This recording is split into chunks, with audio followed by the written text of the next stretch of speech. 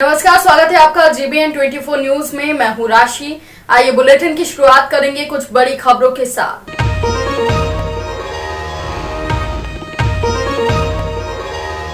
रायपुर की बात करेंगे, जहां छत्तीसगढ़ में कोरोना संक्रमण थमने का नाम नहीं ले रहा है। रोजाना संक्रमितों के आंकड़े बढ़ते जा रहे हैं।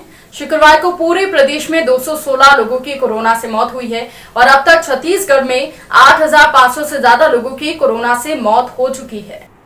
पिछले 30 अप्रैल को प्रदेश में 14,994 नए संक्रमित मिले हैं।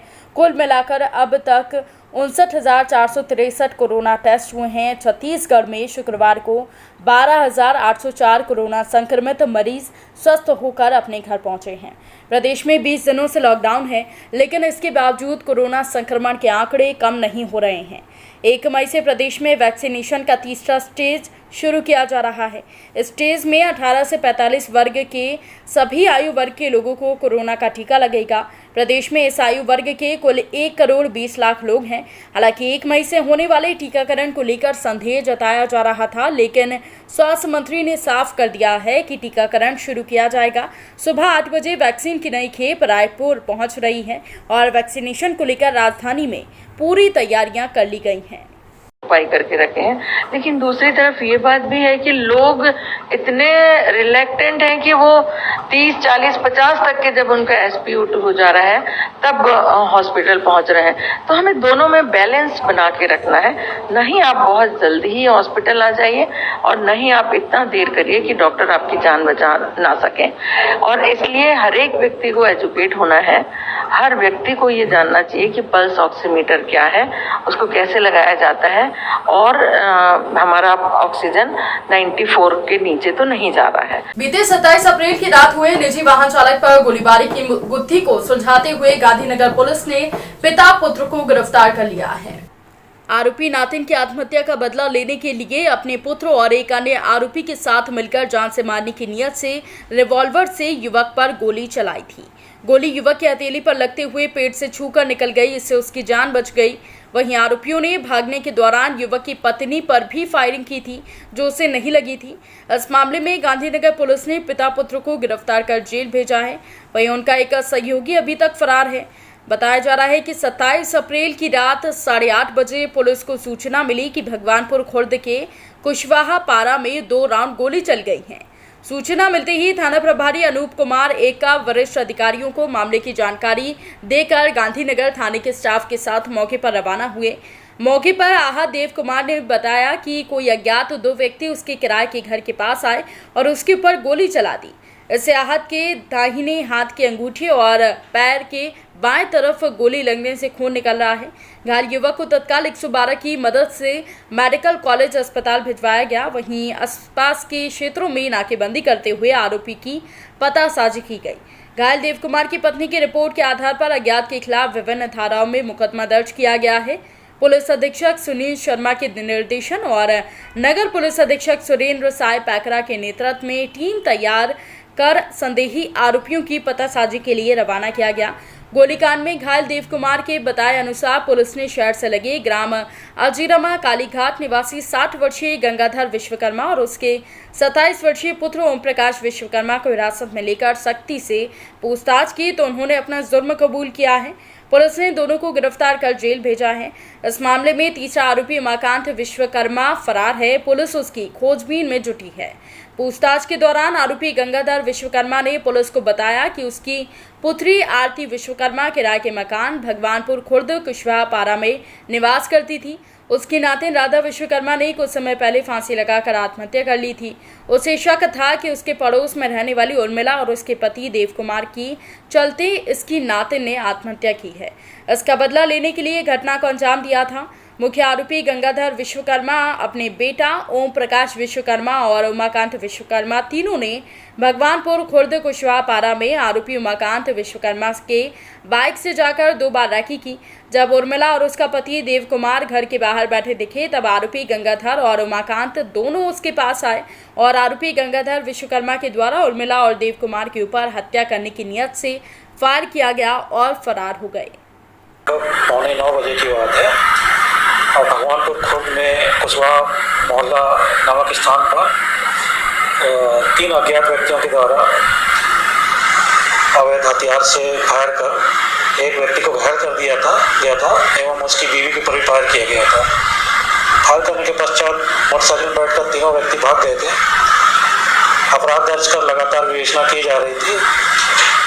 कुछ क्लू मिला था, उसके आधार पर संदिग्धों को पकड़कर पूछताछ किया गया, जिन्होंने अपना घटना करना स्वीकार किया। अभी एक आरोपी फरार है, उसकी पता तलाश की जा रही है। 2 आरोपी गिरफ्तार हुए हैं। अभी इनको ओडगी सूरजपुर वन परिक्षेत्र कुदरगढ़ ओडगी के मसनखी, थरगी और बेदमा आदि के जंगलों में लकड़ी की कटाई जोरों पर जारी है और लकड़ी तस्कर अंधाधुंध सरई जैसे बड़े बड़े पेड़ों को काटकर जंगलों को छोड़ रहे हैं। रात के अंधेरे में लकड़ी तस्कर धड़ल्ले से सुरक्षित स्थान पर लकड़ी को लेकर जा रहे हैं। मिस्त्री के माध्यम से पलंग बेड बनाकर धड़ल्ले से व्यापार कर रहे हैं, लेकिन विभागीय अधिकारी क्षेत्र में दौरा न करने के कारण लकड़ी तस्कर और लकड़ी व्यापारियों का हौसला बुलंद है। धीरे धीरे जंगल पूरा खोखला होता दिख रहा है, लेकिन विभागीय अधिकारियों को सभी क्षेत्र की जानकारी होने के बावजूद मौन सहमति दिए हुए हैं। इसके कारण लकड़ी तस्कर का हौसला लगातार बढ़ रहा है। समय रहते विभागीय अधिकारी इस समस्या पर ध्यान नहीं देंगे तो क्षेत्र के जंगलों की स्थिति पूरी तरीके से बर्बाद हो जाएगी। बीट में अधिकारियों की नियुक्ति तो कर दी गई है, लेकिन अधिकारी अपने मन मौजी हिसाब से काम कर रहे हैं, जिससे लकड़ी तस्करों को लकड़ी व्यापार करने में काफी आसानी हो रही है। विभाग के द्वारा लाखों करोड़ों रुपए की लागत से छोटे छोटे पौधे लगाए गए हैं, लेकिन महुआ बीनने वाले लोगों के द्वारा जंगलों में आग लगा दी गई, जिससे छोटे पौधे और बड़ी लकड़ियां पूरी तरह जलकर खाक हो गईं। लेकिन विभागीय अधिकारी लोगों के ऊपर कार्रवाई नहीं करते हैं, ये समझ से परे है। इससे लकड़ी तस्करों का हौसला काफी बढ़ रहा है।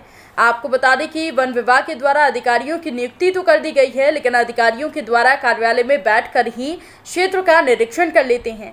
इससे क्षेत्र के जंगल के सिपाहियों का हौसला भी बुलंद है। वह अपने हिसाब से उच्च अधिकारियों को फोन के माध्यम से अवगत करा रहे हैं, लेकिन धरातल पर स्थिति बहुत अलग है। विभाग के उच्च अधिकारी और रेंजर के द्वारा जंगल के सिपाहियों को बीट वार अधिकारियों की नियुक्ति की है, लेकिन जंगल के सिपाहियों का हौसला इतना बुलंद है कि घर में बैठकर ही क्षेत्रों का निरीक्षण कर लेते हैं। आपको बता दें कि वन विभाग में सिपाहियों की कमी है। एक सिपाही को कई बीट का प्रभार दिया गया है, जिससे निरीक्षण करने में भी काफ़ी परेशानी होती है। वहीं संजय यादव कांग्रेस जिला महामंत्री ने कहा कि आपके द्वारा जानकारी मिली है, अगर जंगलों में लकड़ी की कटाई हो रही है तो काफ़ी गंभीर विषय है। अगर देश में ऑक्सीजन की कमी के कारण लोगों की जान जा रही है तो पेड़ पौधे ही हमें ऑक्सीजन देते हैं, इसलिए हमें पेड़ पौधों को लगाना चाहिए।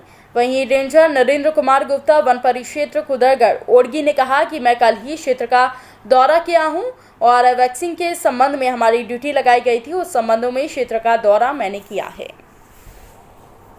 सरगुजा में वर्तमान में वैश्विक महामारी कोरोना का संक्रमण की स्थिति को देखते हुए जिले में लॉकडाउन लगाया गया है। इसका पालन करने के लिए गांव से लेकर शहरों तक लोगों से घरों में रहने की अपील की गई है। इसी बीच लखनपुर वन परिक्षेत्र के परिक्षेत्र गुमगरा कला की नागमड़ा बांसवाड़ी के जंगल में आग लगने की खबर क्षेत्र के लोगों को मिली, जिसकी जानकारी क्षेत्र के सरपंच को दिए जाने के बाद भी वन परिक्षेत्र और वन विभाग के अधिकारियों को इसके बारे में जानकारी दी गई। सरपंच की सूझबूझ से ग्रामीणों ने एकत्रित होकर जंगल में लगी आग को बुझाने चले गए। मौके पर पहुंचे लोगों ने देखा कि बांसवाड़ी की काफी बड़ी क्षेत्रों में लगी बांस, सागौन, नीलगिरी के पौधों के जंगल में आग धधक रही है और सभी ग्रामीणों ने आपस में मिलकर जंगल में लगी आग पर 4 घंटे की मशक्कत के बाद काबू पा लिया। ग्रामीणों ने बताया कि जंगल में लगी हुई आग की जानकारी लगने के बाद वन विभाग को इसकी जानकारी दी गई थी, सहायता करने की अपील की गई, लेकिन घंटों इंतजार के बाद भी विभाग के अधिकारी नहीं पहुंचे हैं। अधिकारियों की लापरवाही इस कदर है कि क्षेत्र के काफी बड़े पेड़ पौधे नष्ट होते जा रहे हैं, लेकिन आज तक अधिकारी का ध्यान इस ओर नहीं है। लखनपुर वन परिक्षेत्र के विश्राम गृह गुमगरा कला के पास भी पखवाड़े भर पूर्व हजारों पेड़ अधिकारियों की लापरवाही से जलकर खाक हो गए थे और आज भी जंगल में आग लगने की जानकारी ग्रामीणों के द्वारा बताए जाने पर भी अधिकारी हाथ पर हाथ धरे ऐसे रूप में बैठे हुए हैं। ऐसे में वन विभाग की कार्यप्रणाली के ऊपर सवाल उठने लगे हैं। इस संबंध में वन परिक्षेत्र लखनपुर रेंजर सूर्यकांत सोनी ने बताया कि क्षेत्र के कर्मचारियों को भेजा गया है जो आग बुझाने का काम कर रहे हैं। गरियाबंद जिले के ग्राम अमली पदर के लोगों को कोविड-19 टीका लगाने के लिए गांव में घूम कर भ्रमण कर सभी लोगों को प्रेरित किया जा रहा है। इससे छूटे हुए लोगों को समझाने के बाद लोग कोविड-19 की वैक्सीन लगवा रहे हैं। प्रेरक दल के द्वारा, जिसमें उपस्थित प्रेरक पिंकी सिंह, पटवारी नारायण सोम, नीलांबर यादव, किलेश्वर नागेश, सोन प्यारी, पुष्पा हिरोंदी, संतू पांडे, चंद्रिका, सभी मितानिन और आंगनबाड़ी कार्यकर्ता उपस्थित थे। इनके जरिए पारा में घूमकर भ्रमण कर जन जागरूकता कार्यक्रम किया गया और जरूरतमंद लोगों को दवाई का वितरण किया गया। कोरोना टीका तो लगाओ जो कुछ लगी इसका? कुछ नहीं लगी, आराम लगी। क्या टीका लगाए हो? एक ठो लगाए हो और एक ठो लगाना है। कब लगा हो? 42 दिन के बाद लगा हो। तो टीका लगाओ जो कुछ बुखार बुखार है इसका? एक दिन है ना? हाँ हाँ, वो एक दिन आते ना बाबा, बच्चा मन जैसे लगाते ना टीका तो 1-2 दिन बुखार आते, उसके बाद ठीक लगते। वैसे ये टीका भी है, ये भी एक दिन बुखार आते उसके बाद ठीक हो जाते। तो अभी आराम लगा थे तो बहुत बढ़िया। तो 42 दिन के बाद एक तो टीका लगा हूँ बाबा ना। और अपन के पारा में भी टीका लगा थे, बहुत जन लगे ने ना। बहुत बढ़िया, इस पारा में मस्त अच्छा से टीका लगाई नहीं, कोरोना टीका। 14 आदमी तो रुमाल जा रहे हैं। अच्छा, 7 आदमी ओनली पॉजिटिव। हाँ हाँ हाँ, और लगा थे ना। सिरिंज में। हाँ हाँ, बहुत बढ़िया। यहाँ अच्छा, हाँ हाँ, अच्छा से यहाँ बात भी मानते हैं। इस पारा में बहुत बढ़िया टीका मन भी सब लगाते हैं। बुजुर्ग मन है ये सब 60 साल से जितना सियान मन है मस्त अच्छा से टीका लगाते हैं। एक मन पर हम अच्छा से एक बार ताली बजाओ दीदी मन, मस्त। चलो ठीक है बाबा, जैसे और भी कोई लगा ही ना, मन भी थोड़ा आप मन भी प्रेरित करूँ, है ना। हमन हाँ कोरोना ला भगाए वाले टीका लगा था, है ना। ठीक है बाबा, ठीक, धन्यवाद बाबा। इस बुलेटिन में फिलहाल के लिए इतना ही। और भी खबरों के अपडेट्स के लिए आप बने रहिए हमारे साथ। नमस्कार।